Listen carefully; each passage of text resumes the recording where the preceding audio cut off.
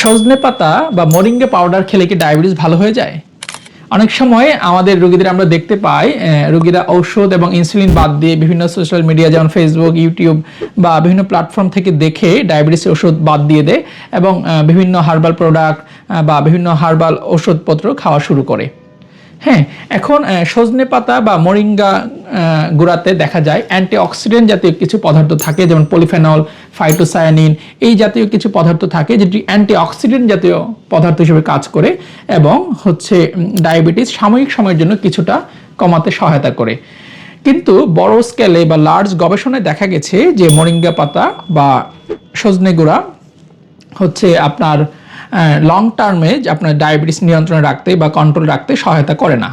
এবং আপনি যদি শুধু সজনে পাতা খান বা মোরিঙ্গা গুঁড়া খান তাহলেই যে আপনার আর ওষুধ খাওয়া লাগবে না বা ইনসুলিন লাগবে না, ব্যাপারটি কিন্তু এরকম না।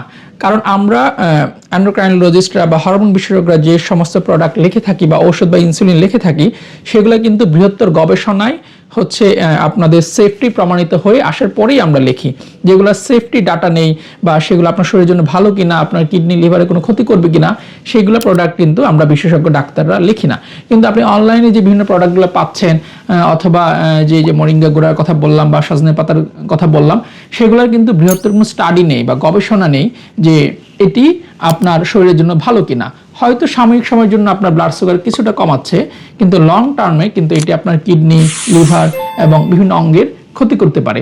তাই বিশেষজ্ঞ চিকিৎসকের পরামর্শ ছাড়া অনলাইন থেকে দেখে কোনো হার্বাল প্রোডাক্ট বা ডায়াবেটিসের প্রোডাক্ট বা ওজন কমার স্লিমিং টি অথবা ডায়াবেটিস কমানোর জন্য কোনো গুঁড়া পাউডার সেগুলা খাবেন না। এই ব্যাপারে কোনো প্রশ্ন থাকলে আমাদের কমেন্ট বক্সে করতে পারেন, আমরা উত্তর দেওয়ার চেষ্টা করব।